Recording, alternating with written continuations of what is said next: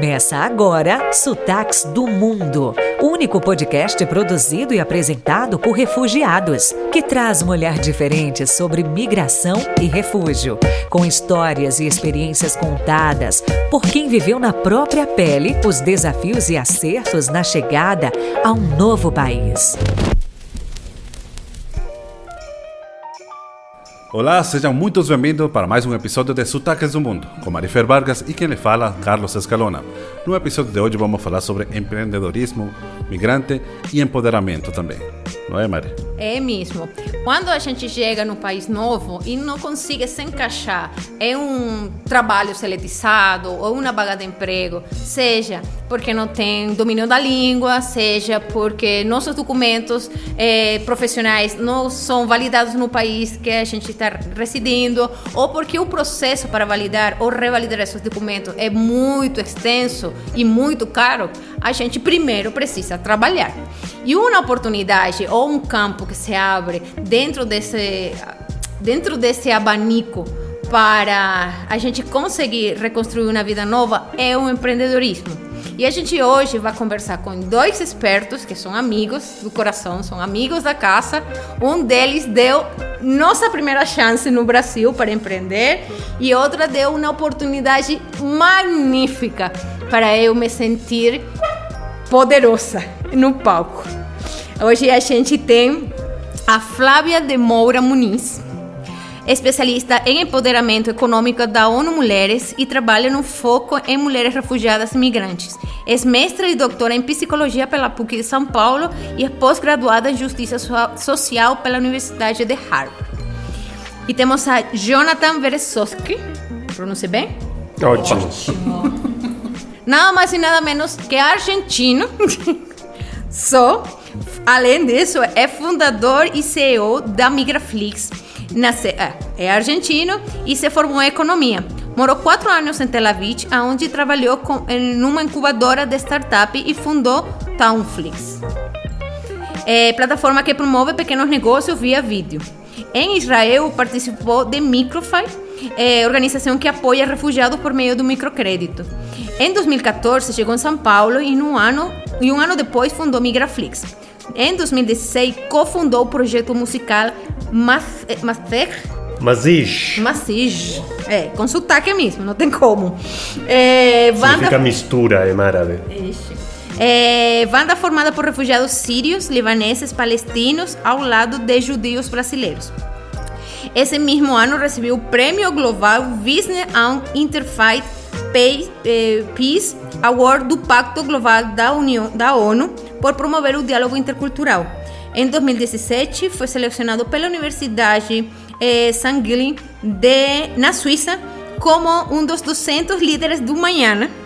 Em 2019, como CEO de Migraflix, recebeu o Corporation Citizen of America Award da OEA pelo projeto Raízes da Cidade, desenvolvido em parceria com a Airbnb, e em 2021 recebeu o Prêmio Direitos Humanos 2021 da Embaixada do Canadá no Brasil pelo projeto MigraLab. Cara, você faz muito por a gente. Acho que eu coloquei muita... Na próxima você vou faz cortar. Muito por a gente. E a gente agradece de vocês estarem aqui. Muito chouriço. Obrigado por vocês estarem aqui. E compartilhar com a gente. E vamos explicar do jeito mais simples que o empreendedorismo não tem por que ser complicado. E nem é um bicho de 7 cabeças, né? É com vocês. Por favor. Eu sempre vou olhar o empreendedorismo através de uma lente de gênero, através de uma perspectiva de gênero, porque a gente sabe que homens e mulheres não acessam o empreendedorismo da mesma forma, nem pelos mesmos motivos. Sejam brasileiros, sejam pessoas refugiadas e imigrantes. A gente sabe que a questão de gênero sempre está permeando toda a vivência humana e o empreendedorismo é só mais um desses pontos. Então, realmente, empreendedorismo não precisa ser um bicho de 7 cabeças. As pessoas precisam acessar informação de qualidade. Que bom que existe esse podcast, porque é um meio, para as pessoas acessarem informação de qualidade, tomarem decisões conscientes sobre como investir seu dinheiro, como transformar dinheiro em mais dinheiro e aí por diante. Mas aí eu, antes de tudo, preciso lembrar que mulheres muitas vezes acessam o empreendedorismo, seguem a lógica do empreendedorismo porque não tiveram oportunidades outras. Porque precisam cuidar de crianças e de pessoas com necessidades específicas. Então, ao mesmo tempo que a gente não quer mostrar o empreendedorismo como algo complicado, a gente também não precisa glamorizar. Exato. Né? Então, eu acho que vai ser legal que ao longo desse papo a gente consiga dar sempre essa equilibrada.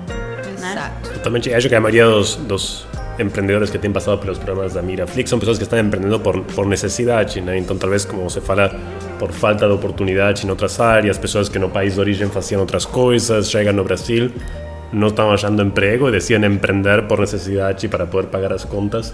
E aí é onde a gente entende que o nosso papel é poder dar as ferramentas para que essa pessoa consiga empreender.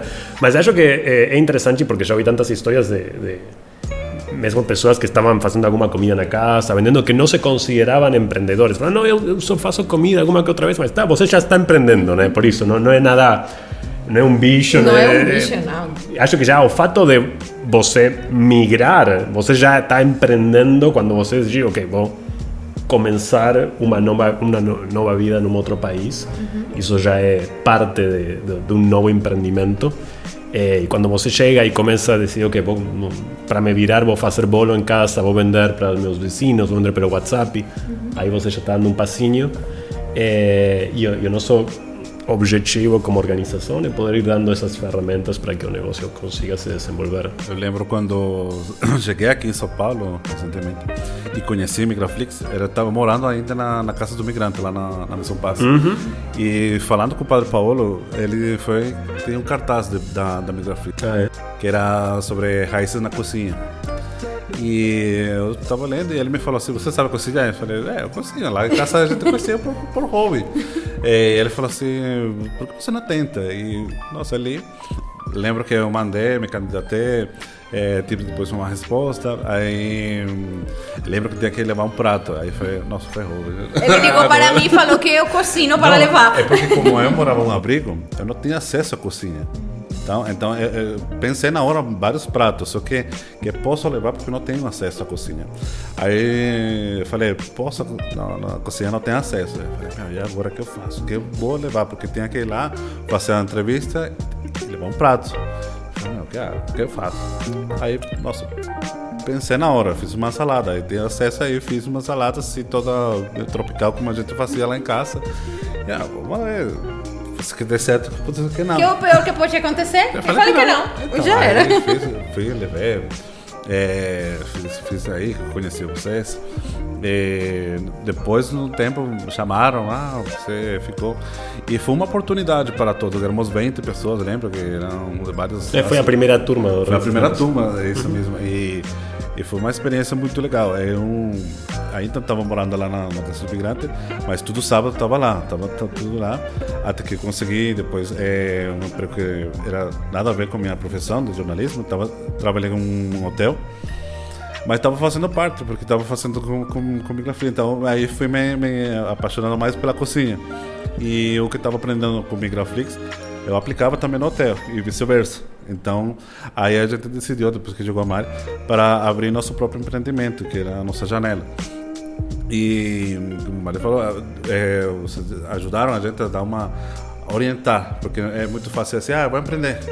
Mas você não sabe o caminho certo, você não sabe como que não é que você faça uma coisa, já seja a cozinha, ou você costurar, ou você fazer X coisa e vou lá na rua e pronto, já vou ter rico. Não, tem um passo a passo, tem um porquê, tem uma disciplina. Então aí eu lembro que no Migraflix vocês ajudaram muito com isso, né? Vocês encaminhar a gente a ser organizado, né? A fazer aquela temida ficha técnica. Meu Deus do céu, Canvas. para saber quanto a gente vai cobrar mesmo por cada coisa. Primeiro foi com o Canvas. O Canvas. O Canvas, todo mundo Não é negócio. O Canvas. Depois com a ficha técnica, que todo mundo. Nossa, é como vocês estavam falando matemática pra gente. Era matemática. Era matemática, mas é aquela russo, matemática lá em muito complexa. Assim, croata. não estou entendendo. Mas ajuda muito, né? Na hora de você depois tem um negócio a fazer, né? Mas muitas vezes a gente estava falando também, que acho que não é sempre esse o caminho correto. Por quê? Porque se você não tem uma orientação, infelizmente vem um fracasso. E o que a gente percebe é que muitas instituições, quando a pessoa está chegando aqui no Nova e é acolhida, a primeira coisa que fala assim, você sabe fazer o quê? Não, eu sei fazer isso, aquilo, mas poderia ser. E a primeira coisa que fala assim, por que você não empreende? Vai fazer um empreendedorismo. Faz uma empresa para você se manter. Só que se você não tem a orientação certa, a formação, as ferramentas, eu acho que esse não é o caminho certo. Acho que primeiro tem que educar a pessoa para depois a pessoa ver se realmente é capacitada ou apta para ser sincera. Nossa, esse é o caminho que eu quero, ou não, eu prefiro ir pelo caminho do CLT. Eu concordo muito. Eu acho que a educação para o empreendedorismo, ela é multifacetada, né? Então, se por um lado você precisa de informação sobre como manejar os seus recursos para realmente empreender de uma forma sustentável, por outro lado você precisa de informações de legislação, né? Como fazer um MEI, o que é um MEI, coisas do tipo. Coisas que muitas vezes as pessoas que já moram no Brasil há muito tempo não conseguem acessar. Imagina uma pessoa que chegou há pouco tempo de outro país, por exemplo. E sem o capital. E sem o capital, que é, né, um pequeno detalhe. E sem saber como é que se digere, se maneja aqui a finança, se você se endevida com um banco ou dá para você um microcrédito, como que você vai pagar parcela? Parcela em espanhol é um pedaço de terra, não na parte do dinheiro que você vai dividir um valor. Então isso é bem confuso. E se a gente não tem essa orientação, se a gente não tem um curso de formação, não tem onde como Migraflix, a gente fica perdido e endividado. E com um nome sujo no Serasa. Então é bem... Muitas vezes antes de saber o que é Serasa, a gente já sabe. Exato. O CPF tá sujo. Como é? Tá sujo? Como assim? Como que tá sujo o CPF? Aconteceu com vocês? Aconteceu. Vai bem mais na frente. Aconteceu comigo. Não, o CPF tá sujo. Meu CPF. O CPF tá sujo aqui. Como é isso? Filha... entendi. É por isso? Tá bom. Sim, não paguei o boleto porque eu acho que todo migrante tem esse problema no Brasil. Chega alguma conta que fica aí, sujam seu CPF, aí você descobre 2 anos depois. E deve um monte de dinheiro e tem que parcelar. Não, aconteceu comigo. Acontece, né? E nesse sentido, vocês acham que quais são as oportunidades que o Brasil permite ou dá para o empreendedorismo migrante? Interessante. O Brasil, você fala políticas de governo ou você fala o Brasil pelo contexto? Terceiro setor, associação civil, sei lá, todo aquele... Não, eu acho que o Brasil pelo contexto, ainda mais vamos falar talvez de São Paulo, né, sendo uma cidade de 20 milhões de habitantes, considerando grande São Paulo, acho que tem oportunidades infinitas para todo microempreendedor, pequeno empreendedor, então para você ir evoluindo como empreendedor, né? Tem demanda para, pensando agora no empreendedorismo migrante gastronômico, que é o nosso foco. São Paulo é uma cidade que tem muita demanda para comidas do mundo, né? Então você vai nos bairros de São Paulo, tem restaurantes de diferentes países, então chegam pessoas da Venezuela e sabem que vão achar clientes para arepa, para hallaca, para o prato que for. Que aliás gostaria de ouvir um pouco sobre a experiência de vocês com a nossa Chanel nesse sentido. Mas acho que sendo uma cidade cosmopolita tem muita oportunidade. Em relação a políticas de governo para empreendedorismo migrante, acho que tem muita coisa faltando, né? Mas, enfim, por isso que a gente tenta talvez cobrir uma lacuna que existe. Porque a gente sabe que temos uma grande organização que foca no empreendedorismo e na economia emergente, que é o Sebrae.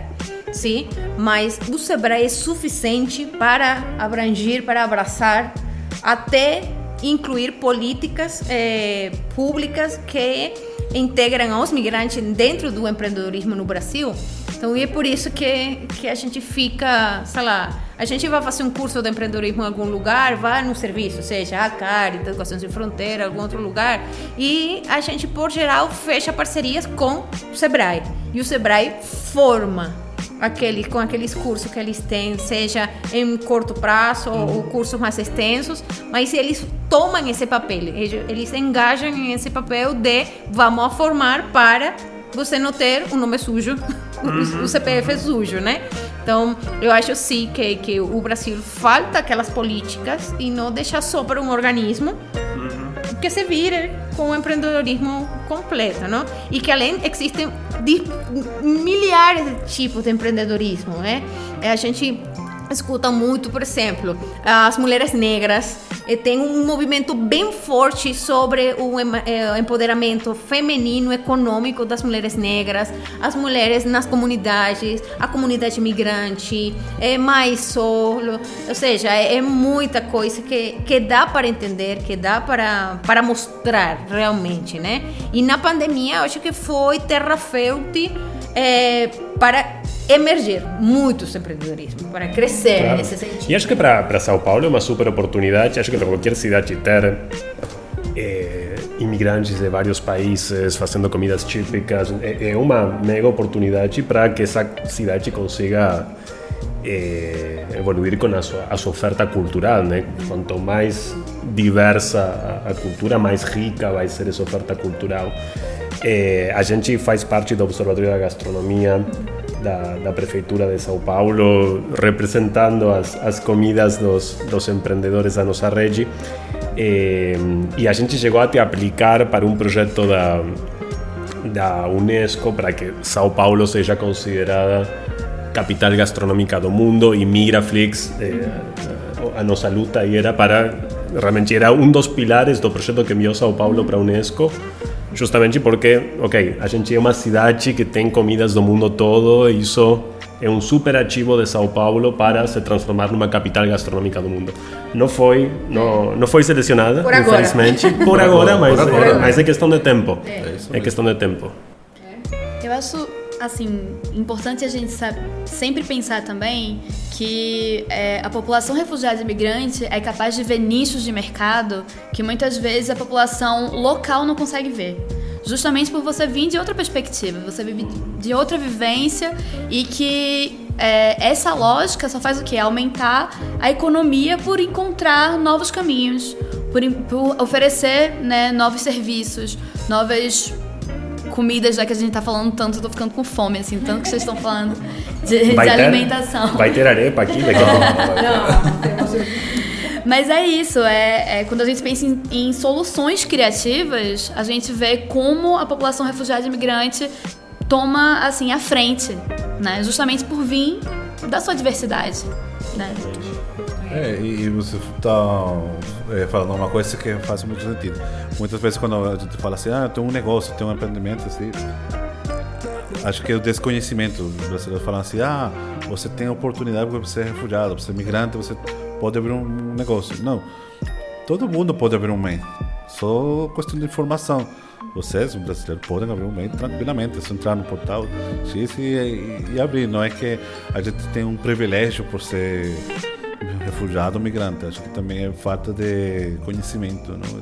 Que as pessoas têm que procurar mais informação, e tem várias instituições também, assim como o Sebrae, que a Mari falou, que dão esse apoio, que dão essas orientações. Acho que também depende da pessoa também de ir procurando, de ir atrás dessas informações, porque não é só você abrir o MEI, depois quando você tem um MEI tem outras responsabilidades também, e que você tem que saber também, que uno na prática foi conhecendo, mas... Sim. A gente sempre espera que venha da pessoa e que venha do coletivo, né? Que venha de políticas públicas, que venha do apoio do setor privado. Então, precisa chegar nesse meio termo, né? A gente está falando muitas vezes aqui de São Paulo, e aí, como foi super bem colocado, uma cidade extremamente cosmopolita, que é questão de tempo, de ter o reconhecimento, esperamos, né, de uma capital gastronômica do mundo, mas a gente está falando de um país com dimensões continentais, e que a gente precisa que essas informações cheguem, por exemplo, em alguém que está na zona rural do Nordeste brasileiro, né? E que empreende, com certeza. O empreendedorismo está em todos os lugares. E qual que é a informação que essa pessoa está conseguindo acessar? E agora vamos imaginar que é uma pessoa refugiada e imigrante nessa localidade. Sabe? Como é que a informação chega nessa pessoa? Porque moram nas comunidades, nas carentes, não sabem. Eles empreendem como, vou falar, Como o jeito normal da normal, vida. mas não tem essa formalidade, não sabe Um jeito de se vai... sobreviver, né? Exatamente, é o sobrevivente que não sabe o que está empreendendo. Estou vendendo porque preciso pagar umas contas, porque preciso manter a família, mas não tem esse conhecimento de que é o empreendedorismo e quais são os benefícios que poderiam trazer se eles saber toda a informação. E as melhores ferramentas, né? Que poderia facilitar bastante o dia a dia de trabalho só de ter essas informações. Então, eu concordo contigo. Tem muito na vontade da pessoa de ir atrás, etc. Mas também tem a contrapartida coletiva que a gente precisa, né? Exato. fortalecer. Aí vai o seguinte: a gente pode ter muita vontade de empreender, a gente pode ter toda a formação, pode ter todas as ferramentas na mão para empreender, mas existe vontade por parte do Estado para apoiar o empreendedorismo, seja já migrante ou brasileiro? Existe vontade do Estado como esfera? Eu entendo que a gente tem um longo caminho a ser percorrido para melhorar o apoio público ao empreendedorismo, inclusive ao empreendedorismo a partir de uma perspectiva de gênero, que não é mulheres empreendendo porque não tiveram outra opção, mas é mulheres que querem empreender, podendo acessar o empreendedorismo na sua totalidade. Mas eu acho que a gente tem sim um interesse público em geral em investir. Você concorda? Eu concordo. Bom, você deu o exemplo do Sebrae. Então acho que existem projetos, agências específicas para apoiar os empreendedores. Concordo com ela também de que ainda tem um caminho por percorrer, né? Mas sim, eu concordo. Acho que não tem como não, porque assim, todo mundo se beneficia. Exato, Né? Não é um é a pessoa que está ganhar-ganhar. empreendendo. Exato. Economia. Gerar, gente. Então, assim, para o poder público é interessante. Tá. Existem assim, exemplos de diferença entre como é como pode ser um empreendimento levado por homens e um empreendimento feito por mulheres? Assim, o que é que a gente percebe quando a gente olha para o empreendedorismo a partir de uma lente de gênero? E aí, pensando em dados, né? Os dados que a gente tem. As mulheres, elas costumam empreender mais por necessidade do que homens. Então, quando se entrevista pessoas empreendedoras, homens e mulheres, normalmente os homens empreendem porque têm interesse em empreender. E mulheres empreendem por necessidade, por precisar estar com as crianças, por conta de uma lógica patriarcal que ainda pesa em cima das mulheres. A gente também percebe o quê? Que as mulheres, elas pagam mais e melhor as suas dívidas do que os homens, mas acessam menos recursos. Então, existe uma incongruência aí, né? O que é que a gente imaginava, assim, olhando de fora? Quem paga melhor recebe mais recursos, consegue empréstimos mais altos. Não é o que os dados nos mostram, sabe? E aí, se você coloca, para além dessa lente de gênero, uma lente, por exemplo, de raça-cor, a gente vê mulheres negras acessando ainda menos. Se você coloca agora uma lente de status migratório, por exemplo, ou nacionalidade, a gente pode imaginar uma mulher refugiada, negra, tentando acessar recursos para empreender por necessidade. Então, quando a gente pega essa perspectiva assim interseccional, que é o que a gente precisa fazer sempre, o empreendedorismo das mulheres é um empreendedorismo mais pesado, mais difícil e muito mais por necessidade do que por vontade. Então, sempre que... Por isso que foi a minha fala logo no começo. Sempre que a gente fala de empreendedorismo, é importante partir de uma perspectiva de gênero, sabe? Porque é a partir desse tipo de leitura que a gente consegue construir iniciativas que acessem os públicos que mais precisam, que a gente consegue trabalhar com advocacy, com o setor público para um empreendedorismo mais justo, né? Então, é sempre informações difíceis de trazer, né? Aqui parece só números, mas são vidas reais. Mas que se a gente não traz, não é uma questão que vai ser colocada em jogo, né? E tem um exemplo muito interessante em relação ao que você falava de que as mulheres pagam melhor, né? Por exemplo, um empréstimo, receber um empréstimo, a mulher tem mais chance de devolver esse empréstimo que o homem.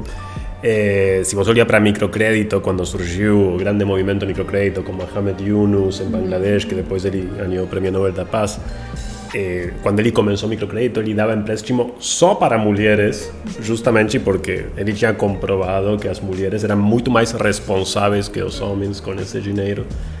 E o microcrédito é um empréstimo e a mulher devolvia esse dinheiro. Então fazia uma melhor gestão desse dinheiro e também devolvia o dinheiro mais facilmente que o homem. Nosso caso não é assim, eu sou quem gasta e ele quem organiza. A exceção. Mas sim, eu concordo com você, porque no nosso caso a gente tem hoje em dia, dependendo do programa, entre 60% a 70% de mulheres participando. E é necessário adaptar os programas para que aquela mulher que, por uma questão patriarcal, é responsável pelos filhos, né? Talvez o homem sai trabalhar e fala que você tem que cuidar dos filhos. Se não tem uma atividade para as crianças, não consegue participar. E você deve se lembrar, você participou na primeira turma de Raízes na Cocina, que a gente estava começando e a gente não tinha necessariamente algo para... Não tínhamos pensado nisso, né? E Salsabil, sí, claro, que é uma empreendedora síria, ela sempre aparecia no curso com o bebezinho dela. E claro, a gente... enfim, estávamos começando e pensamos, bom, como é que a gente pode talvez fazer com que seja mais fácil para Salsabil? E ela aparecia todo sábado dando de mamar para o bebê. É impressionante, você vê a vontade que ela tem de empreender. Chegava com carrinho, sim. Com aquelas malas de bebê aqui. Fazendo um curso em português para alguém que tinha chegado há pouco tempo da Síria, né? Porque imagina se, talvez para a gente, às vezes fica, né? A gente já está aqui há muitos anos, mas sendo de países vizinhos que falam espanhol, o português é muito mais fácil que para uma pessoa que está vindo da Síria. Então imagina para ela o desafio de estar num programa de empreendedorismo que é em português, com um bebezinho. Exato. Era bem... Outras pessoas, outras nacionalidades. Claro, sim. Era uma turma de 20 pessoas de 12 países, me lembro. Então era bem... Admirado, muito desafiador. Totalmente admirado. O Salsabil se mantém ainda no Migraflix e cresceu de um jeito gigantesco por conta própria, por conta de Migraflix, por conta de que sua comida é deliciosa. Ela é uma mega empreendedora. Ela não tem tamanho para a força que ela tem. Ela acha que tem 1,50 m, é um negócio assim. Mas, meu Deus do céu, para ter 4 crianças, um marido, não falar português perfeito, mas ela se consegue virar. Se vira perfeitamente e faz uma comida. Nossa, não mais. Mas depois a gente fez outros programas que aí já com esse aprendizado, né, a gente acabou colocando no Raízes na Cidade, que participou Raul. A gente tinha uma sala para as crianças, a gente sempre checava com os pais, as mães, vocês querem vir com a criança, podem deixar, a gente contratava um monitor para as crianças, para que ficasse. Mas tudo faz parte da caminhada do aprendizado. Claro, totalmente. Pouco a pouco. No começo vai haver mais erros que acertos, mas na segunda vez vai haver meio e logo já no final... Perfeito, porque... Mas é exatamente por isso que a gente precisa de mulheres em todos os espaços. Exatamente. Né? Então, Vera, porque ela insistiu em estar ali naquelas condições que vocês abriram os olhos de que era necessário no próximo projeto adaptar. Então, que as mulheres ocupem todos os espaços, com suas crianças, ou sem criança nenhuma, com quem quiser, da forma que for, justamente para que esse tipo de coisa aconteça. Eu acho que ela nunca reclamou de alguma coisa. Ela não, e a Nenê nunca chorou. A Salsabil, né? A Nenê não chorava. A gente falava assim, a Nenê tá viva, não é um boneco? Porque a Nenê, ela mamava, dormia. Acho que tinha, agora que eu tenho uma bebê de 9 meses, Claro, na época eu não tinha filho, então acho que ela tinha talvez 3 meses, era muito pequena, né? Estava recém. E a neném não chorava. Quando tem 3 meses só dorme e É maravilhoso. Mas, e ela conseguia fazer seu curso completo e tudo, e era quase que um carreto, chegar no curso e sair do curso era outro carreto, não? Porque era um monte de coisas, não sei o quê. E depois do curso ela começou os caterings, que você também participou muito dos caterings junto com ela, e ela ia, fazia o catering. A gente Mas eu fazia... também deu a neném. E o Carlos ficou assim, olha, parecia uma panela, água fervendo. Onde eu coloco? O que faço com ela? Eu sabia segurar. Era a empreendedora mais nova do Migraflix, então. Exatamente, Sim. com certeza. Sim. A gente tem muita experiência, aprendeu muito no Migraflix, porque foi esse primeiro espaço que a gente achou de acolhida com respeito à nossa economia, a aprender a nos organizar economicamente, financeiramente aqui, e para nós foi uma escola, literalmente, foi uma escola. E logo abrimos asas e vai como os passarinhos. Eu acho que a ideia é essa, não ficar segurando o assistencialismo, é ajudar a pessoa e vai aprender sozinha, como a criança começou a andar, vai sozinha agora. É só ajudar a dar os passos. Exatamente. Com certeza. E aí, falando de organizações do terceiro setor, da sociedade civil, pegando o gancho de que não temos que tampouco temos que romantizar o empreendedorismo, as organizações reconhecem os desafios que tem um empreendedor. Se a gente reconhece os desafios, eu acho... E trabalham em cima desses desafios, desses problemas para solucionar. Eu acho que no nosso caso, eu acho que a gente errou muito, assim como erramos nesse curso de 2017, a primeira turma de Raízes Foi experimental. Foi experimental e muitas coisas continuam sendo experimentais. Uma coisa que talvez durante a pandemia a gente se ligou, e talvez foi uma das poucas consequências positivas da pandemia, que a gente precisava voltar muito para o problema, para o desafio. Então, deixar um pouco de executar programas assim em piloto automático, né? Programas de empreendedorismo, porque surgiu um patrocinador, vamos para frente, e voltar para o problema, porque claramente durante a pandemia surgiram novos desafios para todo microempreendedor, e a gente ficou muito tempo fazendo diagnóstico, né? Entrevistando pessoas pelo telefone, e depois, quando a pandemia ficou um pouquinho mais tranquila, a gente começou a fazer entrevistas presenciais às pessoas nas casas das pessoas, que isso era eu já tinha visitado, por exemplo, na sua casa eu nunca fui, mas eu já tinha visitado casas de empreendedores. A gente mudou de casa. Informalmente, assim, me convidavam para comer alguma coisa, enfim, mas a gente nunca tinha se ligado da importância de fazer as entrevistas na casa da pessoa.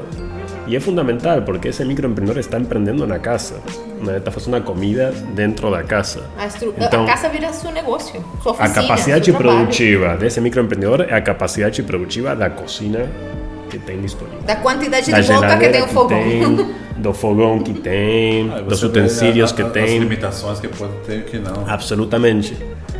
Então, a gente, no ano passado, a gente começou a fazer esse diagnóstico de entrevistas presenciais nas casas dos microempreendedores, e foi muito revelador. E a gente entendeu que realmente esses são os desafios, os principais desafios que a gente levantou, e vamos criar produtos novos para resolver esses desafios. Então, acho que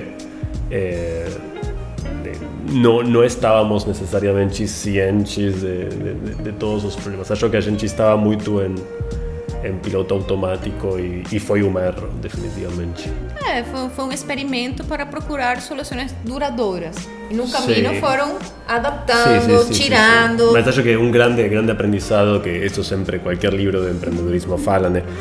Foca no problema. Você precisa se apaixonar pelo problema e não pela sua solução, né? Porque muitas vezes você cria um produto que esse programa Raízes na Cozinha, vou ficar repetindo esse programa com novas turmas e o único objetivo é apoiar mais pessoas. Então, este ano meu objetivo é 500 pessoas, ano que vem 1000 pessoas, mas hoje em dia entendo como isso não é realmente o principal objetivo. Tipo, se você quer ter o maior impacto, precisa sempre estar muito conectado com o problema, entendendo muito bem o problema. Esse problema vai mudando também, conforme a pandemia muda o problema desse microempreendedor, então os problemas vão mudando, então tem que focar muito no problema e a solução vai se adaptando ao problema. E solução, claro, você vai testando soluções até que chega em algo que realmente você vê que funciona, você consegue resolver. Faz parte, se você vai atacando já o problema, já não deveria ter mais problemas, já vai virando umas soluções. Sim. Então, totalmente. Faz totalmente sentido. Mas acho que não foi um erro, acho que foi um aprendizado, mais bem. Não, sim. Não, sim. Você Foi o gabarito da prova do Enem. Não, eu sei que hoje você vê como um erro, mas acho que não foi. Acho que foi o processo para você chegar acho que sim, claro, com certeza. Talvez o erro foi não ter se ligado antes. Mas faz parte de aprender. Acho que a pandemia ajudou. Não é que estou bravo comigo mesmo. Sim, Não se cobra, amor, não se sim, cobra. considero um erro, mas está tudo bem. Estou com a consciência, estou dormindo bem. Tenho uma bebê, mas fora disso estou dormindo bem. Mas fica tranquilo que você ajudou a transformar muitas famílias e muitas vidas. Não, obrigado.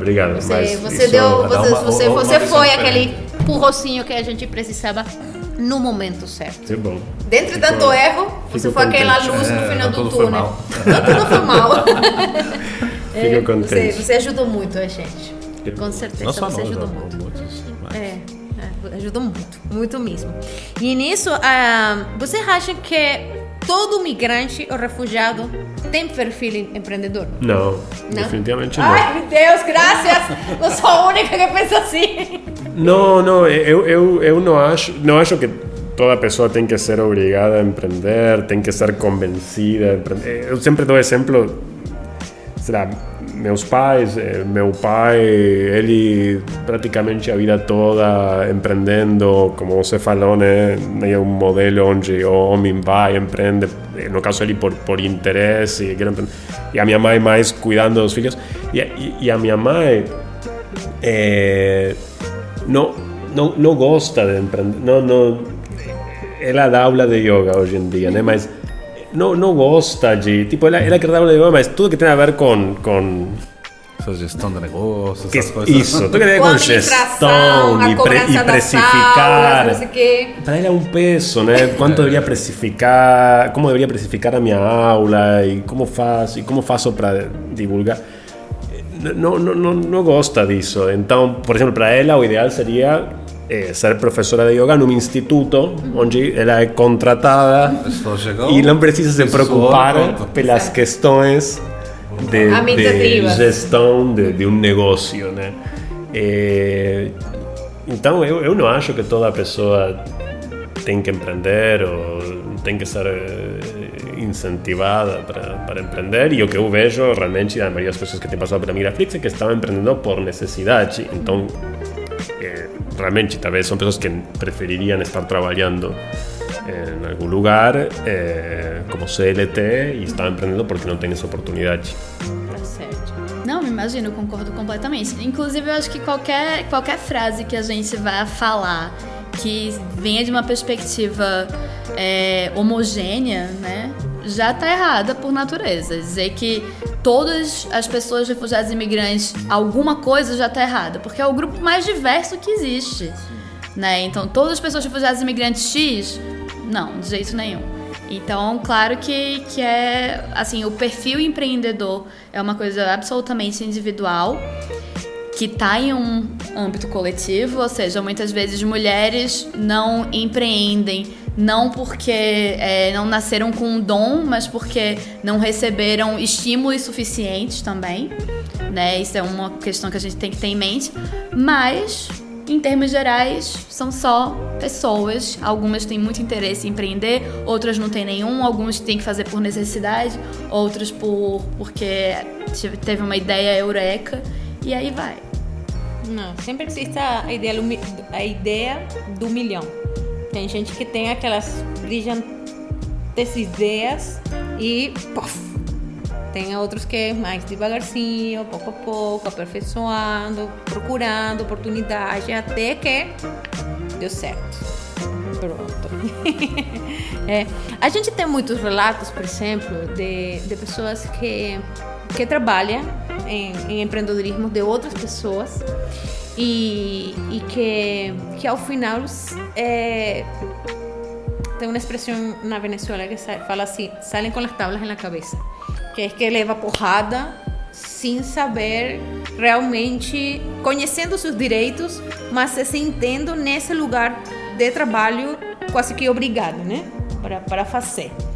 Aquele relato do CLT. Ah, sim, a gente tem um relato assim, era um empreendimento também de gastronomia. E eles têm a ideia de trabalhar com migrantes, refugiados. Né? Não é você, amor. Não é você. Vamos esclarecer, não é Jonathan? Não. E tinha um brasileiro também. Então, só que nossa amiga, ela ficou meio confusa e por isso que compartilhou o áudio conosco. Porque o cara falou assim, eu não entendo como vocês que vêm de outro país insistem em ser registrado uma carteira. Eu que sou brasileiro, eu nunca precisei, eu não preciso. Não sei porque, qual a insistência de vocês virem de outro país, ser registrado. É um afã ridículo. Porque quais são os benefícios? Não tem benefícios. É só você gastar e pagar todo mês um imposto que você nunca vai ter esse dinheiro. Então não faz sentido para mim você querer ser registrado. Se você quer ser registrado, tudo bem, mas não vê o sentido você estar pagando todo mês um dinheiro que você nunca vai ver. Então, eu falei, tá totalmente errado. Ele já tinha uns 8 meses trabalhando sem registro e cada mês é assim. Na sexta, firmamos a carteira. Na sexta, vamos assinar a sua carteira. Ainda, na sexta... E somado disso, era prometer um salário para você começar, você aceitou.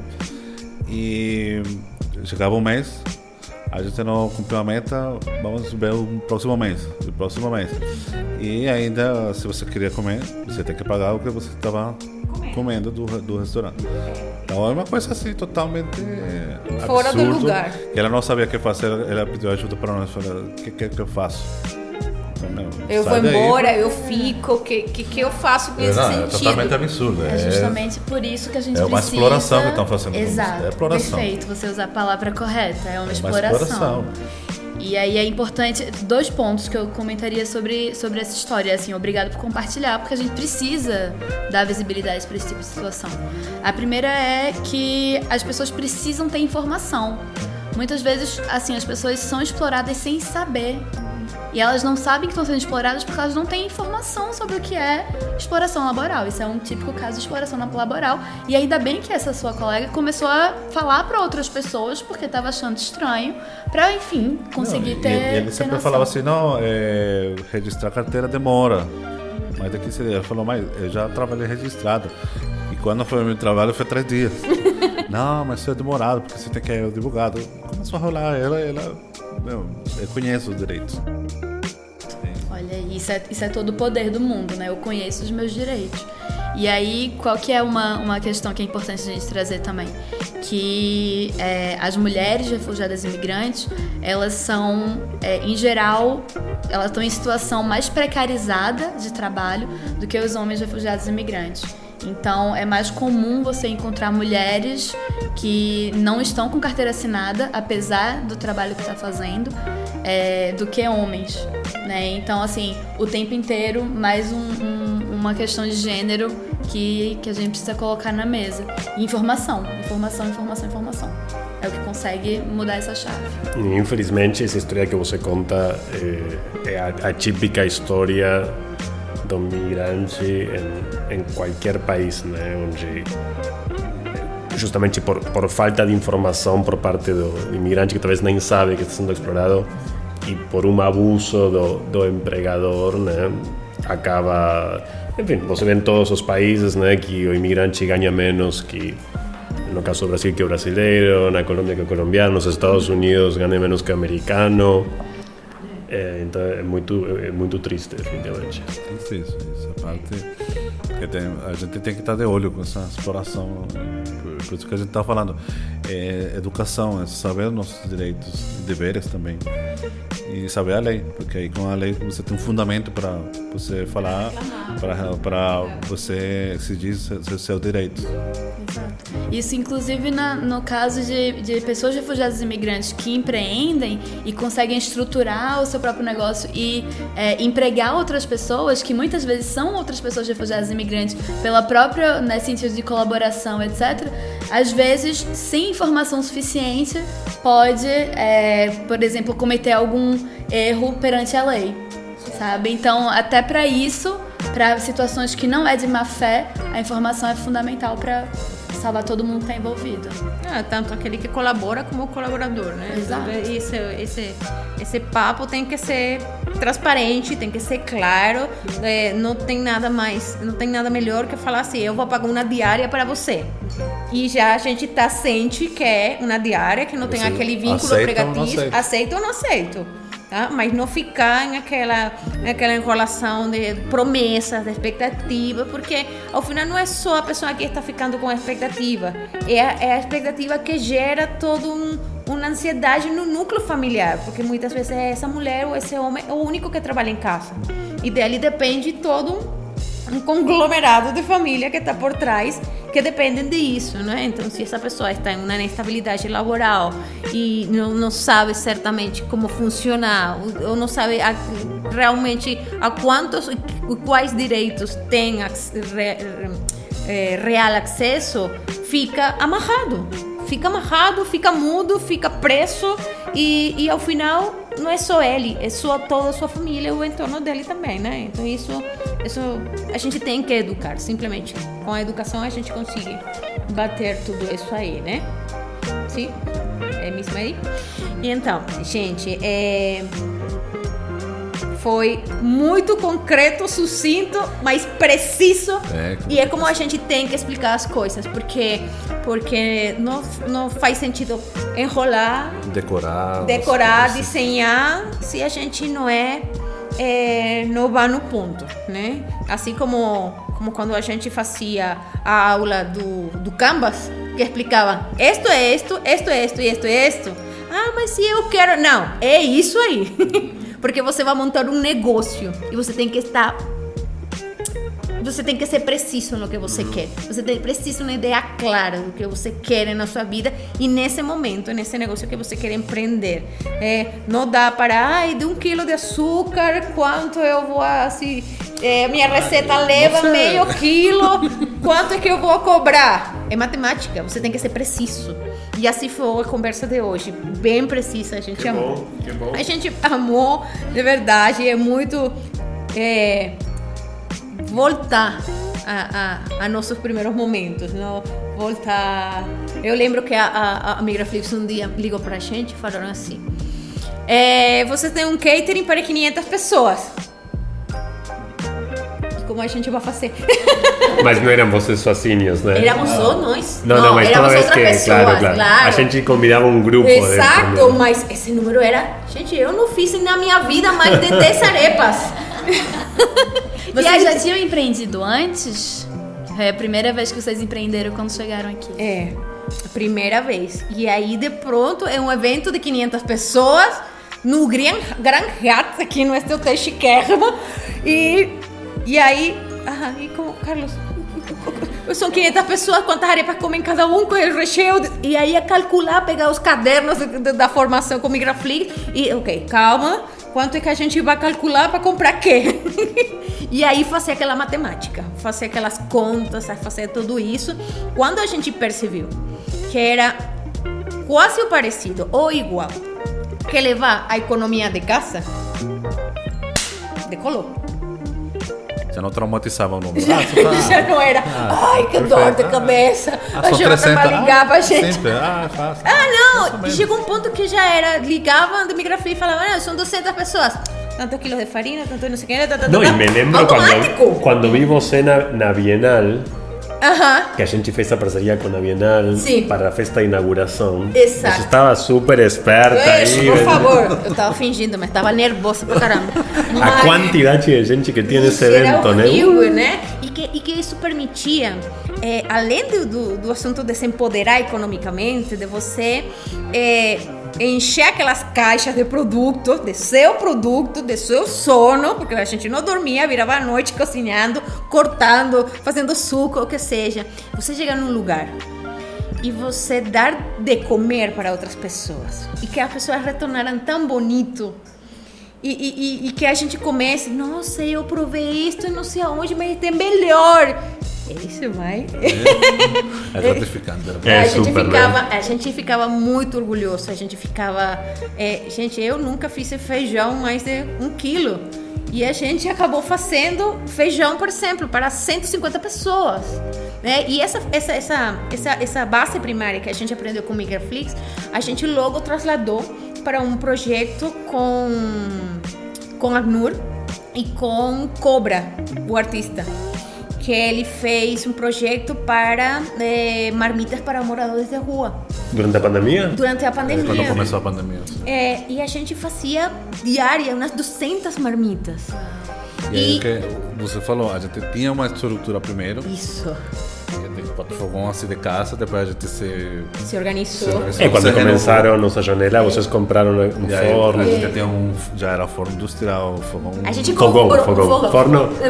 Na pandemia, com esse projeto. Nossa, fazer 200 marmitas era assim rápido. Ligava pra gente. Antigamente era assim.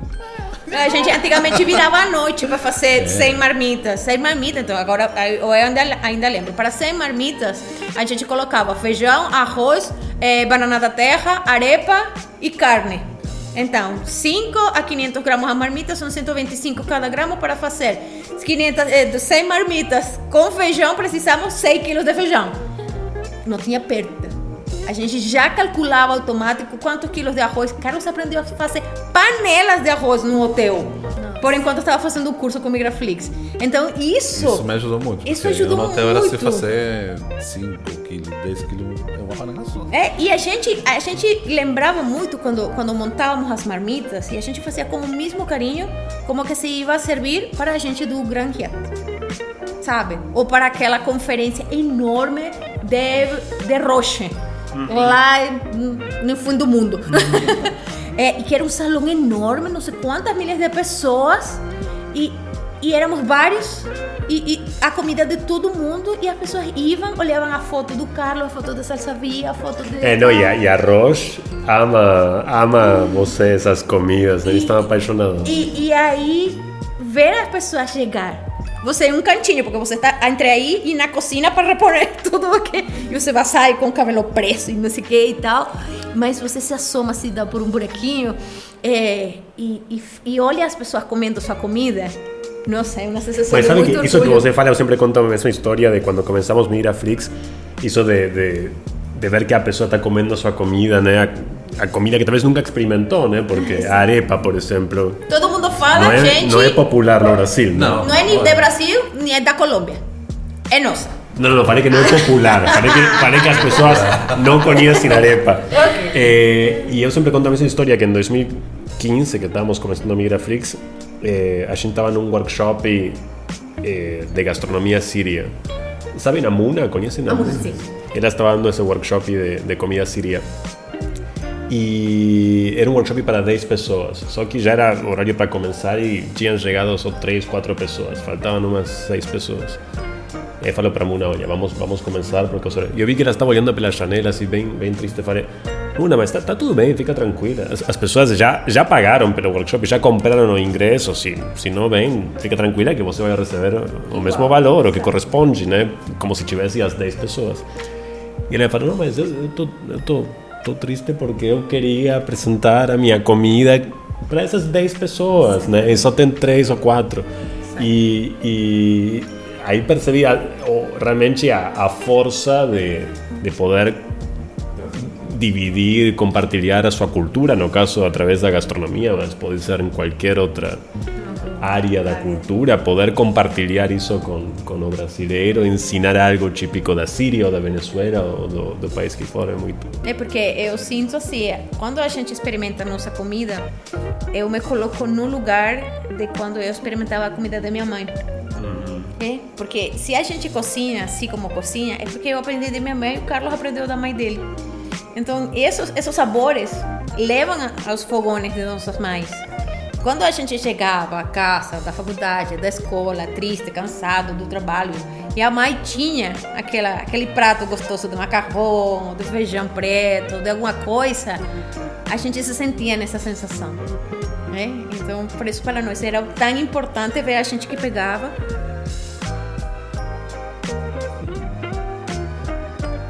Nossa! E aí, nossa, já virava todo, já virava. Mas sabe era que eu muito acho? alegre. Que vocês, na mesma medida que trazem a sua história na comida, a interação com a população local também, né? E o brasileiro é muito curioso. Muito curioso. E adora experimentar E começam, né, coisas novas surgirem. No meu caso, eu passei 3 anos trabalhando na ONU Mulheres, baseada em Roraima, né? Eu abri o escritório da ONU Mulheres lá em 2018 e eu lembro que em 2019 a gente estava com uma iniciativa de empreendedorismo, né, apoiando mulheres que estavam empreendendo em Roraima e algumas delas fizeram seus negócios de arepas. E aí tinha uma específica que eu adorava a arepa dela. E eu amo doce, eu como muito doce. E aí um dia eu falei pra ela, você não tem uma arepa de chocolate? Não existe! Aí ela, não, Flávio, não tem uma arepa de chocolate. Eu fiz, mas faz uma arepa de chocolate pra mim. É só, sei lá, bota o chocolate por dentro, em cima, Vocês qualquer adoram coisa. colocar leite nido, Nutella em tudo. Ia falar Nutella, Eu não seguramente fez de Nutella. Eu não tenho limite com doce. E aí um dia ela fez o que eu queria, colocou lá o chocolate e me deu pra comer, eu achei maravilhoso. E aí quando foi um tempo depois, uma colega minha falou, Flávia, você sabe que você virou tipo de arepa? Aí eu, como? E aí ela mandou uma foto de um cardápio que tinha arepa Flávia. Ah, uau. E era arepa de chocolate. Que orgulho, Assim, que é um dos orgulho. maiores orgulhos que eu tenho na vida. Eu virei uma arepa. É isso. Eu virei uma arepa. Se a gente tem arepa inspirada em Miss Universo, tem uma arepa inspirada em você. Por que não? La reina pepeada. Se a gente tem arepa de Misses, facilmente pode ter uma arepa da Flávia. Eu acho. Eu tô pronta pra imprimir o menu e colocar do lado dos meus diplomas. Seguramente, tá? Gente, infelizmente a gente tem que terminar. Temos 1 milhão de histórias para contar sobre empreendimento, empreendedorismo, histórias dolorosas, histórias super exitosas. Bom, a gente agradece você haver estado aqui. Obrigado a vocês pelo convite. A gente tenta fazer com este podcast que não somente falem de nós, sino que falem conosco e nós falar com todos. Porque não é igual falar do refugiado que a que fale o refugiado ou fale o migrante. Então, a gente tem que ser aquela voz por todo mundo, né? Então, a gente sempre fecha deste jeito, né? Para vocês, a palavra mais linda do português. Já que a gente está falando dos sotaques, cada um fala do jeitinho. Tenho que pensar. Tem que pensar. Nossa, do português? Saudade. Porque não existe em espanhol. E quando tu extrañas a alguém... Não existe saudade em espanhol. Okay. E é lindo, e gosto do som da palavra. É melódico, gosto. bonitinho. E tem muitas canções de bossa nova que estão de saudade. Chega de saudade. Então eu conheço essa palavra desde que era criança, né? Porque...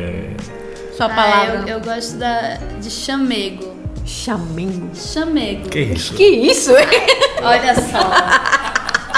Ninguém sabe o que é. Sabe? Tem 3 gringos aqui que não sabem. Chamego é fazer um carinho, fazer misturado com aconchego, assim. Mas se fala chamego em São Paulo ou é algo de... Se fala. Sim? Chamego em É uma São mistura Paulo. entre cheiro e cafuné? Pode ser. É bem aberto o jeito de fazer chamego. Não vou editar essas regras. Ok. Assim, talvez seja um pouco mais comum lá pro norte e nordeste, mas com certeza se fala por aqui também. Existe chamego em SP. Chamego nesse. Bom, aprendi uma palavra nova. Viu? Nossa. Exato. Uma palavra no português que não tem a tradução. É o que acabei de falar. Exato, além, né? Agora tá difícil. Oxente, eu uso muito e não tem como traduzir, né? Mas... Oxi seria... Oxi. É uma expressão. É É uma palavra. Tô pensando. A palavra que não, no português que não tem tradução. Vou pegar sempre poxa ou putz, talvez, né? Putz. Mas são expressões, né? Exato. Tá.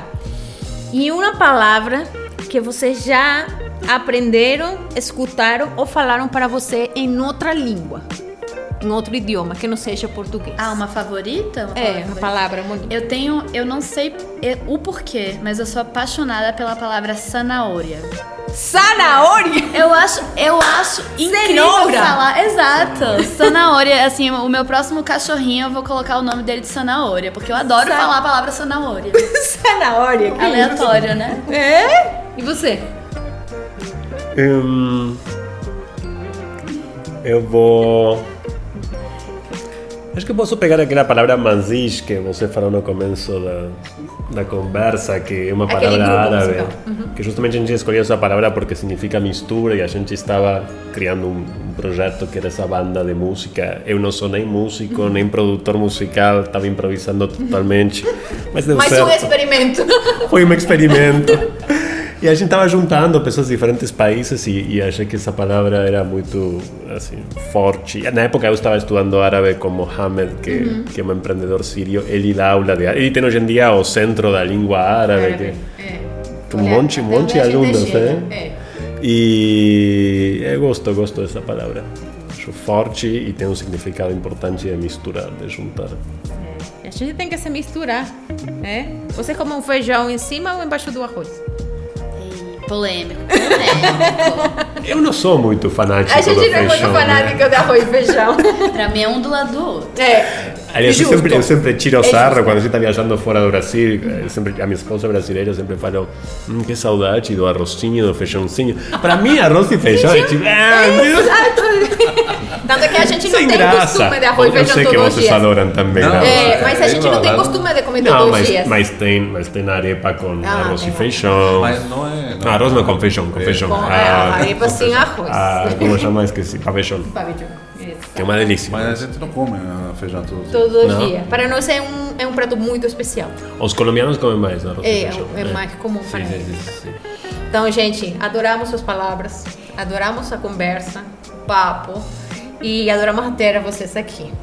Tá? Obrigada. Super obrigado pelo convite, foi uma delícia. No próximo episódio vamos ter catering de Migraflix? Tomara! Então eu venho também. Ai, tá, já Obrigada, pessoal, foi sensacional. Então, gente, muitíssimo obrigado por vocês compartilharem conosco, de toparem também de vir para cá. E uma honra nossa para vocês que estivessem aqui conosco. Tá? Então, gente, Sotaque do Mundo chegou graças a Estúdios Tônica e Cuti Mendes. Para entrar em contato conosco é só entrar no Instagram, Sotaques do Mundo. Um beijo e um forte abraço e até a próxima semana. Você ouviu Sotaques do Mundo com Marifer Vargas, Carlos Escalona e seus convidados Flávia de Moura e Jonathan Berezovski. Fique ligado em nossas redes sociais e plataformas digitais. @Sotaques do Mundo. E não perca os próximos episódios.